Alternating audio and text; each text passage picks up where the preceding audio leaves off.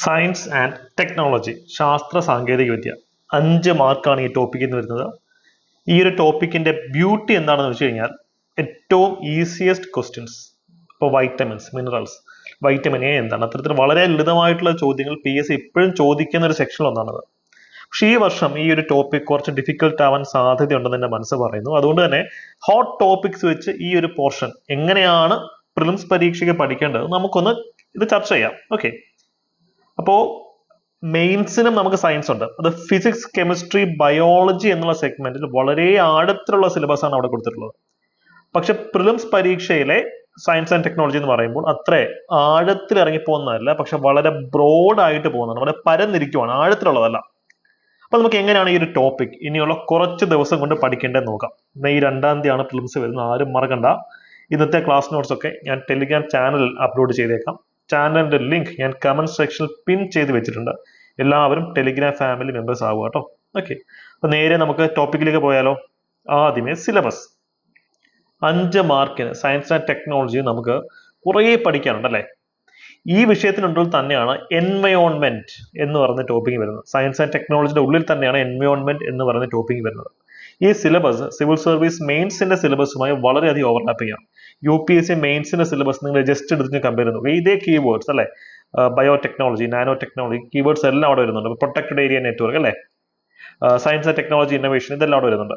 അപ്പൊ സിലബസ് ഇങ്ങനെ കിടക്കും, വലിയ സിലബസ് ആണ്, പെട്ടെന്ന് പഠിച്ചു തീർക്കാൻ ഒക്കില്ല.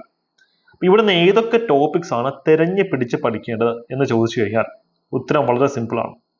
ഈ ഒരു 19 ടോപ്പിക്സ് നിങ്ങൾ ഫോക്കസ് ചെയ്യുക. ഫോർ എക്സാമ്പിൾ, ഇന്ത്യയിലെ പ്രധാനപ്പെട്ട ശാസ്ത്രജ്ഞരെ നിങ്ങൾ നോക്കിയേക്കണം, very important, main scientist of India. പിന്നീട് വാക്സിൻസ്, കോവാക്സിന്റെ ഒക്കെ കാലം കഴിഞ്ഞു എന്ന് വിചാരിക്കണം, ഇനിയും ചോദ്യങ്ങൾ വരാം. അതുകൊണ്ട് കോവാക്സിൻ മുതൽ ഇന്ത്യയിൽ ഇന്ന് യൂസ് ചെയ്യുന്ന പലതരത്തിലുള്ള വാക്സിൻസ് എന്തൊക്കെയാണെന്ന് നോക്കാം. ഇവിടെ മിഷൻ ഇന്ദ്രധനുഷ് എന്താണെന്ന് നോക്കുക അല്ലെ.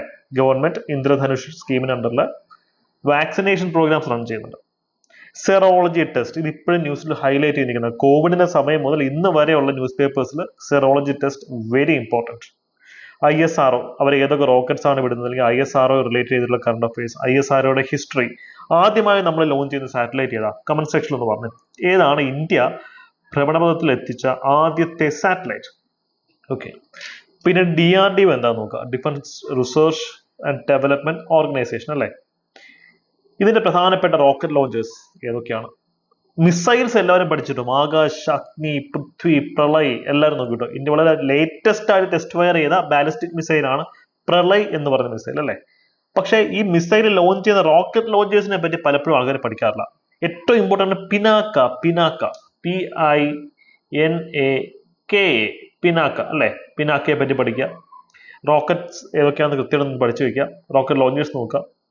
പിന്നെ ഗവൺമെന്റിന്റെ പോളിസീസ് ഉണ്ടല്ലോ. For example, science and technology innovation policy, ഗവൺമെന്റിന്റെ പോളിസീസ് ജസ്റ്റ് ബേസിക്സ് മാത്രം നോക്കിയിട്ട് പോവാം.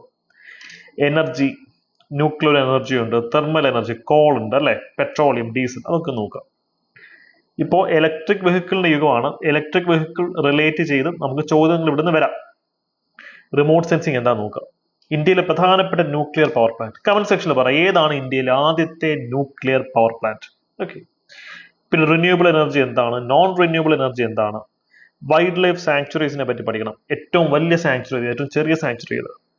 പിന്നെ ഡിഫറെന്റ് ടൈപ്പ് ഓഫ് ടെസ്റ്റുകൾ.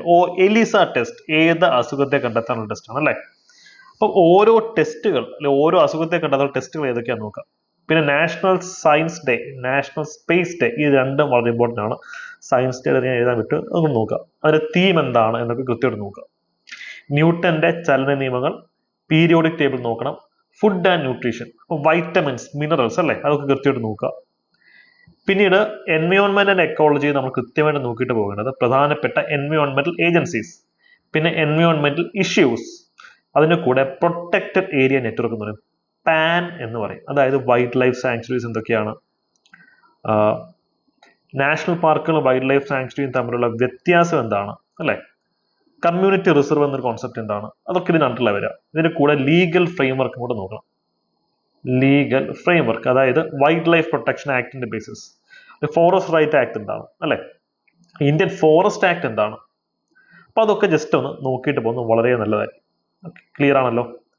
അപ്പൊ ഇങ്ങനെയാണ് നമ്മൾ ഈ ഒരു ടോപ്പിക് നന്നായിട്ട് പഠിക്കേണ്ടത്. കറണ്ട് അഫയേഴ്സ് വളരെയധികം വരാൻ സാധ്യതയുള്ള ഒരു ടോപ്പിക്കും കൂടെയാണത്.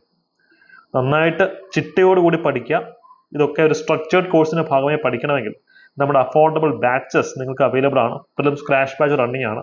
ഇതിന്റെ വാലിഡിറ്റി ഏകദേശം 5 മാസമാണ്. അതുകൊണ്ട് തന്നെ പ്രിലിംസിന് ശേഷം മെയിൻസിന് നിങ്ങൾക്ക് യൂസ് ചെയ്യാം. പഴുതടച്ചുള്ള പ്രിപ്പറേഷന് നിങ്ങൾക്ക് ഈ ഒരു ബാച്ച് യൂസ് ചെയ്യാം. ഓക്കെ, അപ്പോൾ ഈ ഒരു എക്സാം സയൻസ് ആൻഡ് ടെക്നോളജി എന്ന ടോപ്പിക്കിൽ ടോപ്പ് മാർക്ക് നേടും എന്ന് ഉറപ്പുള്ള ആൾക്കാർ കമന്റ് സെക്ഷനിൽ ഒന്ന് കമന്റ് ചെയ്തേ. ഇന്ത്യ ഭ്രമണപഥത്തിൽ എത്തിച്ച ആദ്യത്തെ സാറ്റലൈറ്റിന്റെ പേര് കമന്റ് ചെയ്തേ. All the best.